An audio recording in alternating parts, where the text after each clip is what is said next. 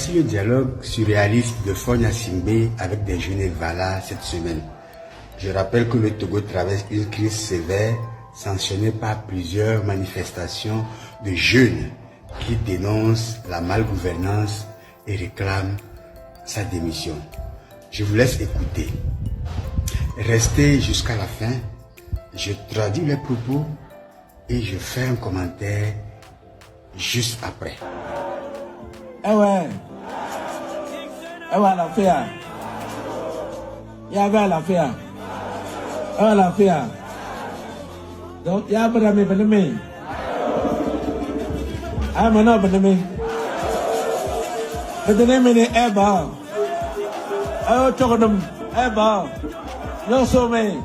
Ah, je le top, tu as passé. Aucun top, tu as passé. Ya chaba awa lafiya ya zalayo o le tole abu se ko abe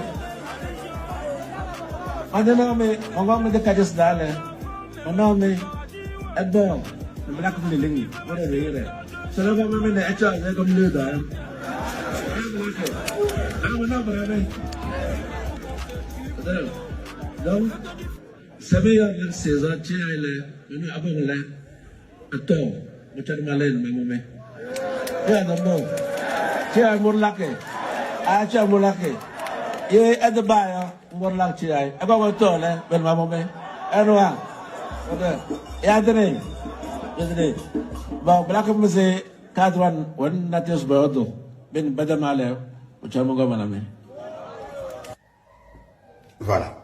Voilà les propos. Il dit, vous êtes là, vous allez bien, ou bien vous n'allez pas bien, ou bien vous êtes fatigué. J'ai l'impression que vous êtes fatigué. Non?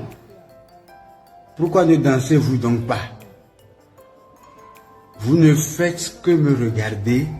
Pourquoi ne dansez-vous donc pas?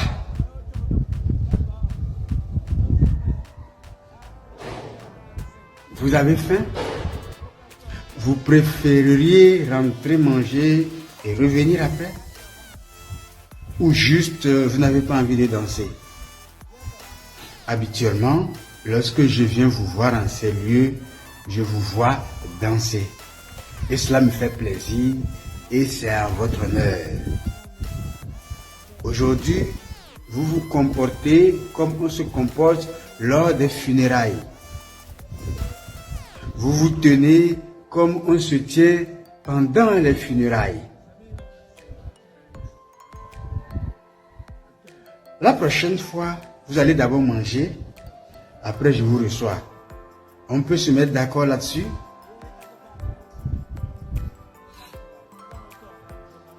Si vous ne dansez pas, c'est ce que nous allons faire.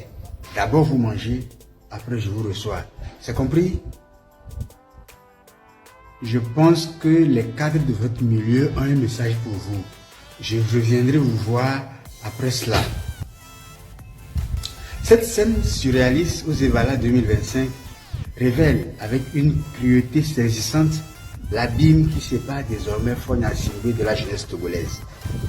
L'ironie de la situation atteint son paroxysme. Nous sommes au cœur du festival traditionnel censé célébrer la force, la bravoure et la vitalité de la jeunesse kabylie.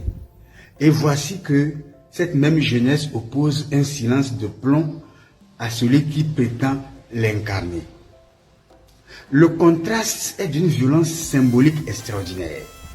Alors que les rues de Lomé ont été embrasées par des mois de manifestations de jeunes réclamant le départ de Fogna Singbe et dénonçant sa gouvernance, Fogna Singbe s'étonne candidement de l'absence de danse festive devant lui.